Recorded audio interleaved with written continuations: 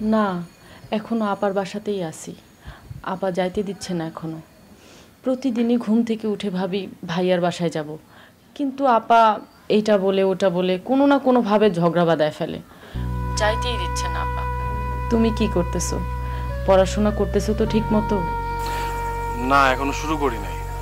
পড়াশোনা করতে ভালো লাগে না ভাবি। এইটা তো কোনো কথা হলো না পিন্টু। সবার কাছে তোমাকে নিয়ে কত গর্ব করে আমি কথা বলি। আমার পিন্টু ওর সব বন্ধু বান্ধবের থেকে আলাদা। স্বভাব চরিত্র যেমন ভালো, পড়াশোনাতেও তেমন ভালো। এখন যদি ঠিকঠাক মতো পড়াশোনা না করে পিছিয়ে যাও, তাহলে পরীক্ষাও তো খারাপ করবা পিন্টু। এভাবে পড়াশোনা করা যায় নাকি? টুলুদের বাসায় খাইতে যাই, থাকতে যাই, ভীষণ লজ্জা লাগে আমার। এত বড় বাসা আমাদের, এখানে থাকতেও তো একা একা খারাপ লাগে। তুমি যে বলছিলা ডালিমের বোন বলছিল ভাড়া শেয়ার করে তাদের বাসায় উঠতে, প্রস্তাবটা তো খারাপ না। না ভাবি, আমি মরে গেলে উঠবো না ওই বাসায়। কেন? কি সমস্যা?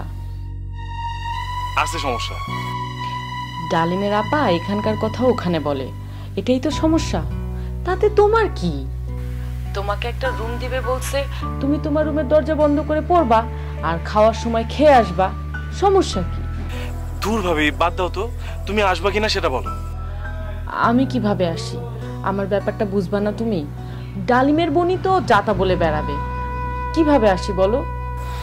থাপ্পড় দিয়ে দাঁত ফেলে দিব বললে। কতজনকে থাপ্পড় দিবা? ডালিমের বোনের তো মুখ পাতলা, এই জন্য কোথায় কি বলে সেটা জানা যায়। অন্যদেরটা তো জানাও যায় না। অন্যরা তো আড়ালে হাই হি করবে। কেউ ডালিমের বোনের থেকে খুব বেশি ভালো না পিন্টু। তুমি আসবা না তাহলে? আরেকটা কাজ করা যায়, দরকার হলে আমি কথা বলবো।